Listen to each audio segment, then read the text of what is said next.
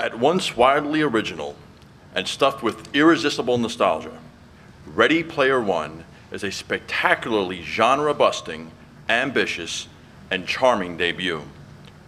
Part quest novel, part love story, and part virtual space opera set in a universe where spell-slinging mages battle giant Japanese robots.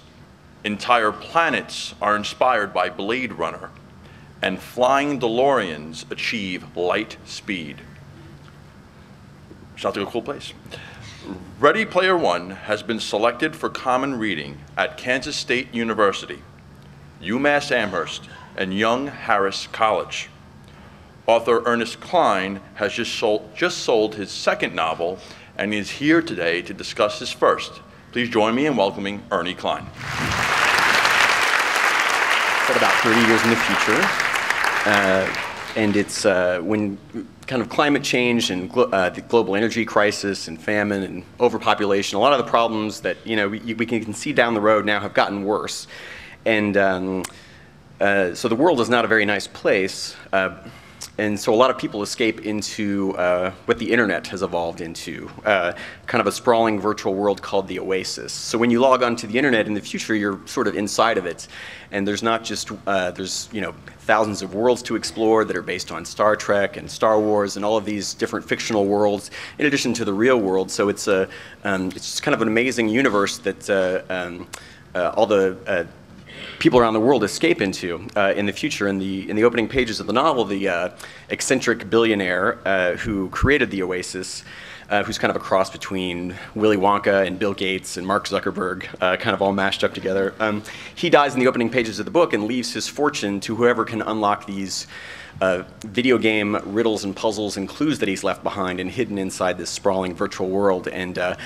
And since he's a child of the 80s, like me, all of the riddles and puzzles and clues have to do with the icons and pop culture of his youth, which are classic video games and Pac-Man and Van Halen and Duran Duran and stuff like that. So you have all these the stories about all these kids in the future who are taking part in this contest and studying the pop culture of the 1980s in an effort to try to win this massive fortune. And one reason that I focused on the 1980s is that was the decade that I was a teenager and that I grew up in. I'm very nostalgic for, like a lot of members of my generation. It was also a way to avoid having to do any research at all.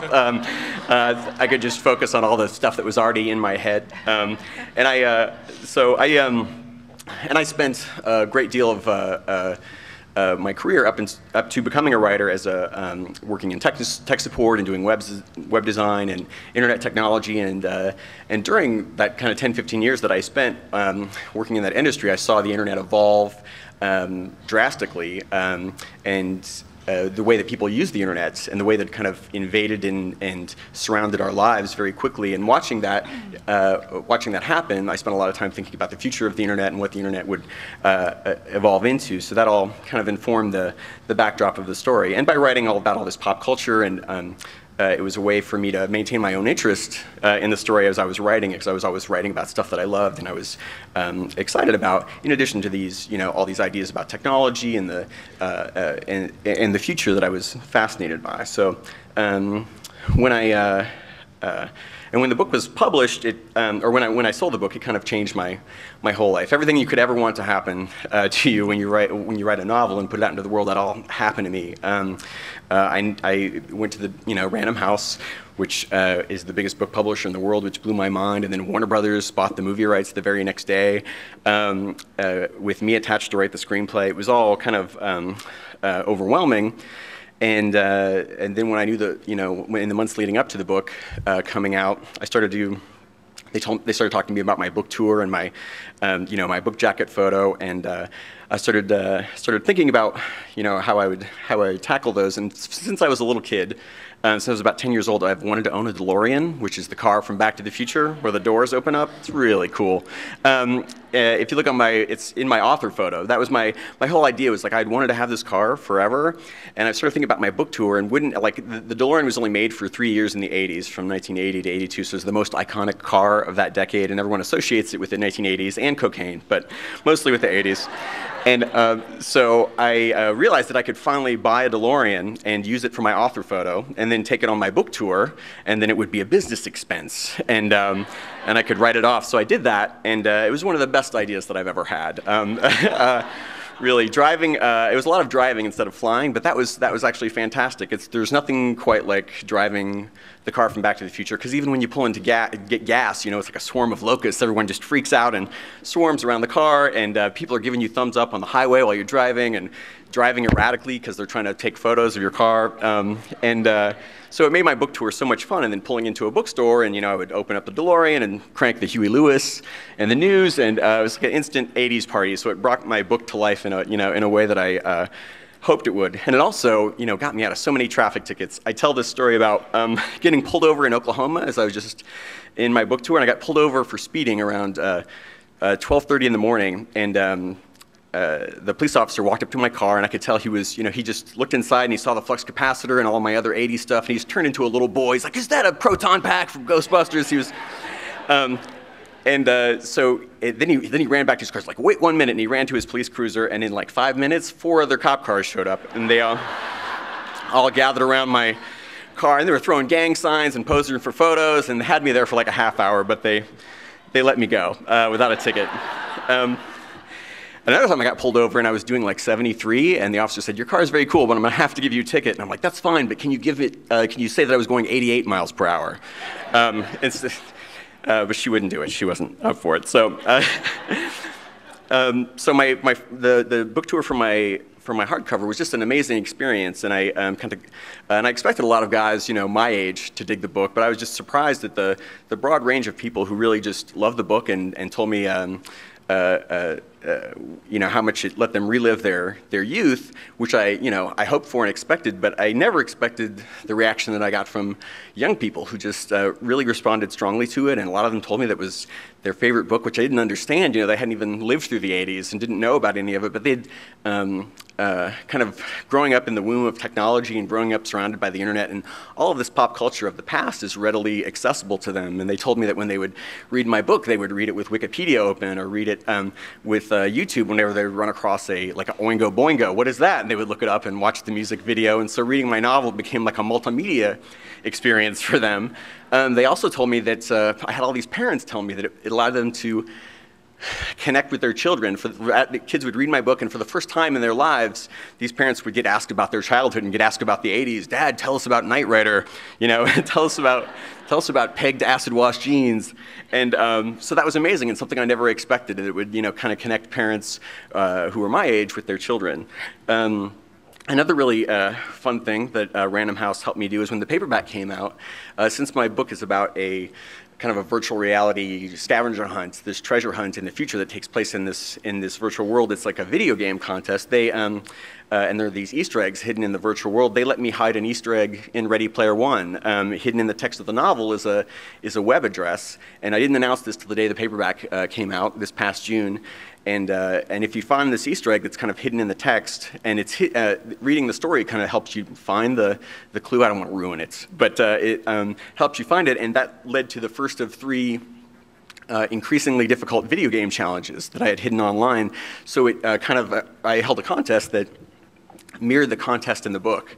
And for the grand prize, I was trying to think of something that would be like, what would be the coolest grand prize? And then I'm like, well, I could give away my DeLorean, but then I came to my senses really quickly. I had fallen in love with it. I couldn't give it away by then. So what I did is bought a second DeLorean and gave that away as the grand prize. So very briefly, I had 2 DeLoreans, and just everyone who knew me thought I had lost it. And especially all my neighbors. He's got 2 of them now. But that ended up being fantastic for my paperback tour, because every stop I would stop out on my book tour, everyone was already engaged in the contest and trying to get clues out of me, and they're all excited. And I was driving the DeLorean that I was going to give away on my paperback tour, so everybody got to sit in it and pose with the car and tell me to take care of it because they were going to be the one who won it, and it just ended up being like a fantastic experience. And I got invited to speak at Google and Nintendo and all these different video game companies along the way. So it really opened this whole kind of world to me, publishing this book. It's changed my life drastically, and going on the book tour and getting to interact with the readers directly and run this contest and have them kind of meet each other online and share clues and connect. It created this kind of virtual community centered around the fan base of my book, and it was a fantastic experience. So one of the things, during this experience, one of the things that surprised me, in addition to the way that young readers reacted to the book, was that it had academic merit. I was shocked to learn this because the whole time I was writing the book, I was just trying to write a fun action adventure story. But I was also, throwing in all the things that had influenced me throughout my entire life. So that was really gratifying to hear when UMass Amherst had selected the book. Once I got over my initial shock, and they started telling me about the essay contest that they were going to run with this writing prompt where they wanted their students to connect the themes of the hero's quest in my book to the modern issues facing students today. And that was just one of the most gratifying experiences of my life as an author, getting to sit down with the essay winners. I got to help judge the essay contest and sit down with these 5 kids who had won the contest and just hear each of their different really interesting, in-depth takes on my book that allowed me to see my own story in ways that I hadn't before. It was amazing, and the university did all kinds of really fun activities, including a screening of my movie, Fanboys, that I had written, which also deals with a love of pop culture. They held a classic video game contest, and they, I remember touring the residence halls, and they had banners up based on collages of my book set up in the lobbies of the residence halls. It was an amazing experience. One problem was that I live in Austin, Texas, so I couldn't drive my DeLorean all the way up to UMass. So they were nice enough to rent a DeLorean for me and park it in the auditorium next to the stage so I could climb out of the DeLorean and make my entrance with Huey Lewis and the News blasting. So now I have to warn you, that's in my contract now. If I can't bring my DeLorean, one must be provided for me, in addition to the green M&Ms and all of that. So. But yeah, it was just, it was a really gratifying experience, and now knowing that I'm going to get to do that 2 more times this year, it's just wonderful, and something I never expected. So thank you for considering bringing me. I promise to be low maintenance. Aside from the DeLorean, I'm a low maintenance visitor. Thank you guys so much.